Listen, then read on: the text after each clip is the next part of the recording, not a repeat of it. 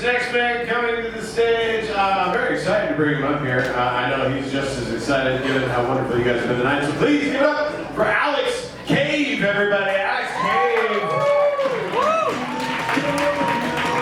Cheese. Have cheese coming up. Fuck just kill me now, please, Alex. I'm sorry. Just kill me now. Give it up for Alex, everybody, please. Keep it going for Alex.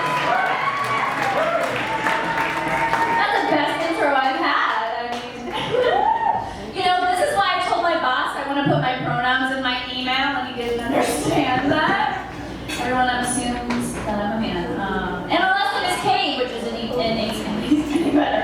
Guys, I promise you, I'm not gonna talk about race. Okay, we're not gonna do that.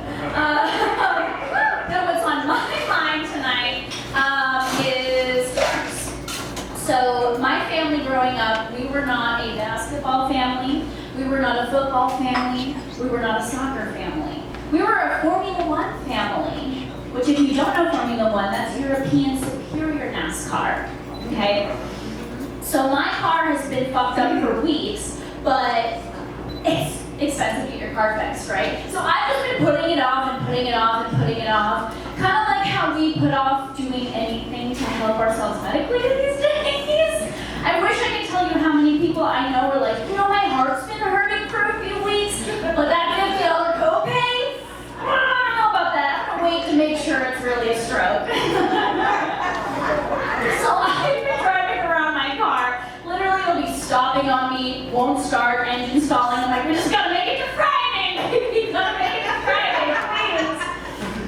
And I'm pissed because Formula One family, car family, my dad has probably had more cars than I've had pairs of underwear, and yet he never taught me anything about cars. So I am now at the mercy of a mechanic that I don't know, and he sees my young woman face and goes, I can probably get $2,000 out of this girl. All I gotta do is tell her her flux capacitor needs to be replaced. She's not gonna know any better. So I'm pissed. So, like my dad at one point wanted me to be the first female Formula One driver. Pretty impressive. And then my little brother was born, and we gave up that dream. So, it's fine. I'm not mad. I actually did learn how to change a tire. I learned how to change a tire when I was 22. By a lesbian in my apartment building. So every Father's Day I send her a bouquet of flowers. To thank her. But it's, you know, it's hard being a woman and not knowing what to do with cars. I mean, not even knowing how to change your oil. And of course, anytime you're like looking at it or something, some guy comes up to you and goes, oh, hi, honey, do you need help with that? And I want to do that to any man I see carrying something, working on a car, just be like, oh, do you need help with that? Do you need help lifting that? Oh, I can do it for you. Don't hurt yourself. So I think that I'm proposing that we take away this like men-car connection that we have somehow established in our world. You know, when somebody has a boy, you give them Tonka trucks and you give the girl Barbie dolls. I'm done with that shit. And I don't bring this proposal to you without examples. So I've got 3, okay? Number 1, men will buy, like some men, sorry, not all men, hashtag not all men. I apologize.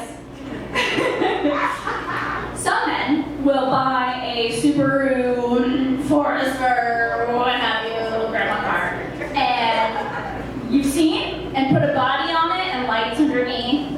And they're like, yeah, I'm Paul Walker. And they drive around our neighborhood at 2 o'clock in the morning, skirting around thinking that they're cool and shit. No, you're not cool. When you replace your muffler and it sounds like a fart, you think that's cool? You guys go, it's like, no one's gonna fuck you. Like, and the only reason you can do all that work on your body, on your car, is because you still live with your mom. I know cars, guys. I know cars, okay? I promise you. Reason number 2, and this is especially for Los Angeles. why do men some men, who are not farmers, construction workers, buy these Chevy Silverado F-150s and drive around? Especially in LA. I live in Koreatown. Have you ever tried to find parking in Koreatown or downtown? It becomes a one-lane street because all these people are parked along there trying to find parking. And then I look up next to me and there's some dude like Ruth whose head I can barely fucking see. And I'm like, you're not a farmer. Why do you have that car? In Los Angeles! How are you gonna find parking? Not to mention, we all know the saying about men who buy big trucks, right? Anybody want to fess up to having one of those trucks? Exactly! Thank you! If you get one of those cars, you have a small dick. That's the rumor. Anybody want a truck? Anybody? No? Okay, that's what I thought. So I'm like, why would you go out and buy that and just confirm the rumor? And you know who I think has the biggest dicks? The guy who buys a 90s Camry, Toyota, whatever. I'm like, okay, you're packing. You get out of that car and go. Those are the guys who want to date. Number 3.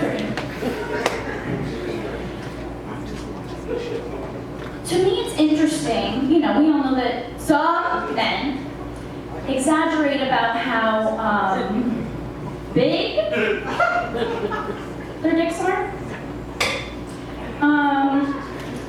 And yet, when I am looking for parking, somehow it's small enough for them to think that it fits in a compact spot.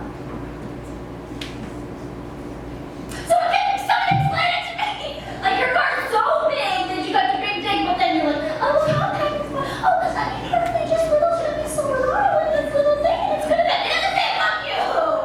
I have to drive around 3 more blocks around Koreatown to try to find a spot. You have a small dick, fuck you. Sorry, the men in the audience, but go buy a Chevy. Thank you, that's my time. It's holiday.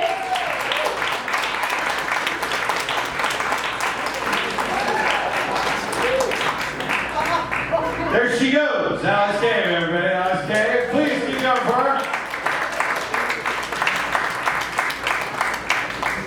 Now the pronoun's wrong. It's at this point in the show.